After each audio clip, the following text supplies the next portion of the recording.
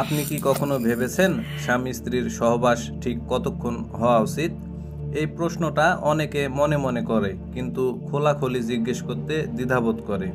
আজকের ভিডিওতে আমরা জানব সহবাসের আদর্শ সময় ঠিক কতক্ষণ হওয়া উচিত, এর পেছনে বৈজ্ঞানিক যুক্তি কী বলে এবং আপনি কিভাবে নিজের সম্পর্ক আরও উন্নত করতে পারবেন।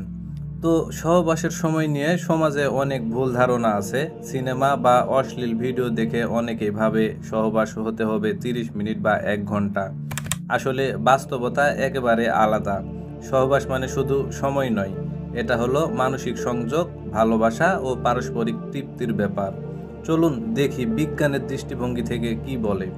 তো 2005 সালে জার্নাল অফ সেক্সুয়াল মেডিসিনের প্রকাশিত এক গবেষণায় বলা হয়েছে, স্বাভাবিক সহবাসের গড় সময় হলো 5 থেকে 7 মিনিট।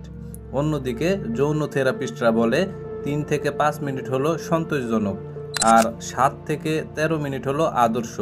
অতএব 30 মিনিট বা 1 ঘন্টা সময় না হলে সহবাস ঠিক হয়নি, এই ধারণা একেবারেই ভুল। আসলে সহবাসের সময় নির্ভর করে কিছু বিষয়ের উপর। চলুন এবার জেনে নেওয়া যাক কি কি বিষয়ের উপর নির্ভর করে। 1. শরীর ও মন। মানসিক চাপ থাকলে সময় কম পাবেন, এটাই স্বাভাবিক। 2. উত্তেজনার মাত্রা। সংবেদনশীল হলে দ্রুত শেষ হতে পারে, এটাই স্বাভাবিক। 3. দাম্পত্যের বোঝাপড়া। অনভিজ্ঞ হলে সময় কম পাবেন।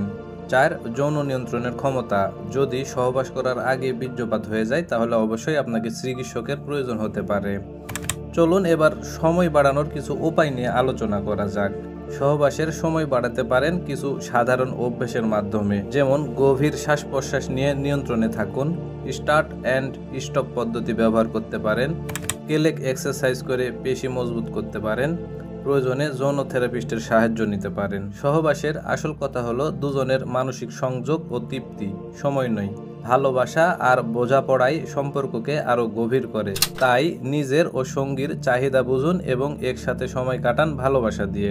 আপনার যদি এই ভিডিওটা ভালো লেগে থাকে তাহলে একটা লাইক দিন, আর এমন স্বাস্থ্যসম্মত ও সচেতনমূলক ভিডিও পেতে সাবস্ক্রাইব করুন আমাদের চ্যানেল। আর এই বিষয়ে আপনার মতামত কি একটু কমেন্টে অবশ্যই জানিয়ে দিবেন। দেখা হবে পরের কোনো ভিডিওতে। ধন্যবাদ সবাইকে।